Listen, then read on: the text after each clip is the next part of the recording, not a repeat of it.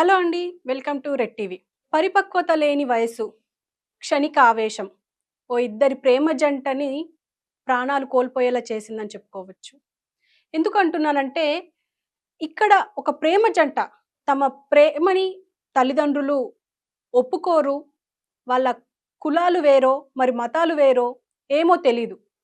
కానీ తల్లిదండ్రులు ఖచ్చితంగా యాక్సెప్ట్ చెయ్యరు అని చెప్పేసి ఈరోజు ఒక ప్రేమ జంట రైలు పట్టాల మీద దొరికింది. అంటే వాళ్ళు ప్రాణాలు తీసుకోవాలని నిర్ణయించుకొని మొత్తానికి ఆత్మహత్య చేసుకున్నారు.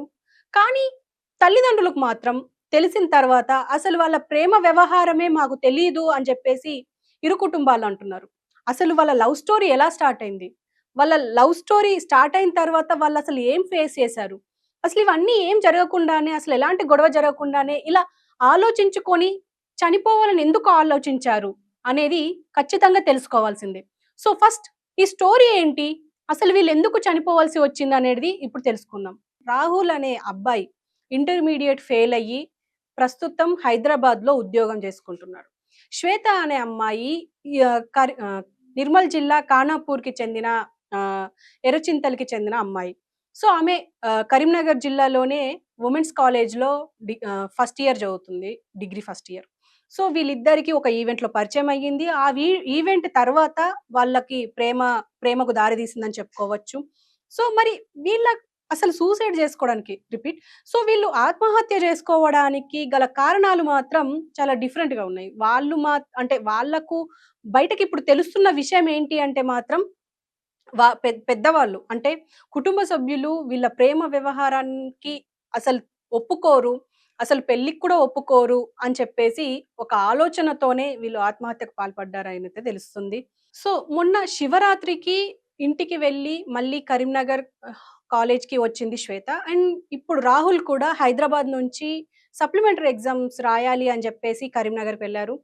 అయితే ఇందులో జమ్మికుంట దగ్గర వీళ్ళిద్దరు కలుసుకున్నారు అని చెప్పేసయితే తెలుస్తుంది. అక్కడనే దగ్గరలో ఉన్న రైల్వే ట్రాక్ దగ్గర వెళ్లి అంటే వీళ్ళ ప్రేమను ఖచ్చితంగా ఒప్పుకోరు అని చెప్పేసి వాళ్ళు ఫిక్స్ అయ్యారో ఏమో మరి.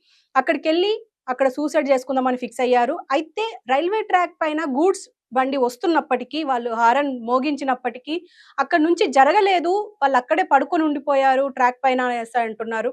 అయితే ఇదంతా రైల్వే శాఖ అధికారులు చెప్తున్న సమాచారం. మరి ఇంకా ఏం జరిగింది అనంటే మాత్రం చూడాలి. ఇప్పుడు రైల్వే శాఖ అధికారులు చెప్తున్న వివరాలైతే ఇలా ఉన్నాయి. కానీ ఇప్పుడు పోలీసులకు ఇచ్చిన సమాచారం ప్రకారం చూస్తే మాత్రం తల్లిదండ్రులకు అసలు వీళ్ళ ప్రేమ వ్యవహారమే తెలీదు అని చెప్పేసైతే అంటున్నారు.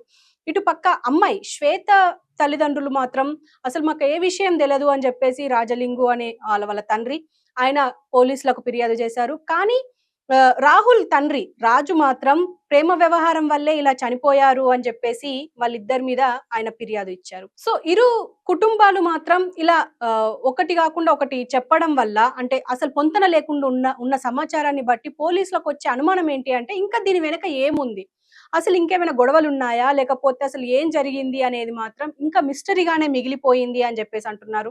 సో దీని గురించి పోలీసులైతే అంటే రైల్వే పోలీసులు, ఇటు నార్మల్ సివిల్ పోలీసులు దీనిపైన కేసు నమోదు చేసుకొని విచారణ అయితే చేపట్టారు. మరి చూద్దాం మరి ఇంకా దీనిపైన ఇంకా ఎలాంటి అప్డేట్స్ వస్తాయి అనేది. ఎందుకంటే ప్రేమ జంట అని చెప్తున్నాము. అండ్ మొన్ననే ఇంటర్ ఫెయిల్ అయ్యి ఇటు డిగ్రీ ఫస్ట్ ఇయర్ అనంటే మాత్రం ఖచ్చితంగా 18, 19 మధ్యలోనే ఉంటారు. సో వాళ్ళ వయసు కూడా పెద్దగా ఎక్కువ లేదు గాబట్టి టీనేజ్‌లోనే ఉన్నారు గాబట్టి వాళ్ళకు ఏ ఆలోచనతో వాళ్ళు చనిపోవాలని నిర్ణయించుకున్నారో, లేకపోతే ఇప్పటికీ సమాజంలో చూస్తూనే ఉన్నాం పరువు హత్యలు అని చెప్పేసి. రీసెంట్‌గా ప్రణయ్ అమృత విషయంలో కూడా చూసాము కోర్టు ఎలాంటి డిసిషన్ తీసుకుందో. ఇలాంటి చాలా ఉదాహరణలు మేబీ వాళ్ళు కూడా ఎఫెక్ట్ అయ్యి ఉన్నారేమో, ఇన్‌ఫ్లూయెన్స్ అయ్యి ఉన్నారేమో. ఏది దేన్ని మనం చెప్పలేకపోతున్నాం. కానీ ఖచ్చితంగా రాహుల్ తండ్రి మాత్రం ప్రేమ వ్యవహారమే అని చెప్పేసి అయితే అంటున్నారు. మరి పోలీసులు ఏం తేలుస్తారనేది ఖచ్చితంగా ఎదురు చూడాల్సిందే.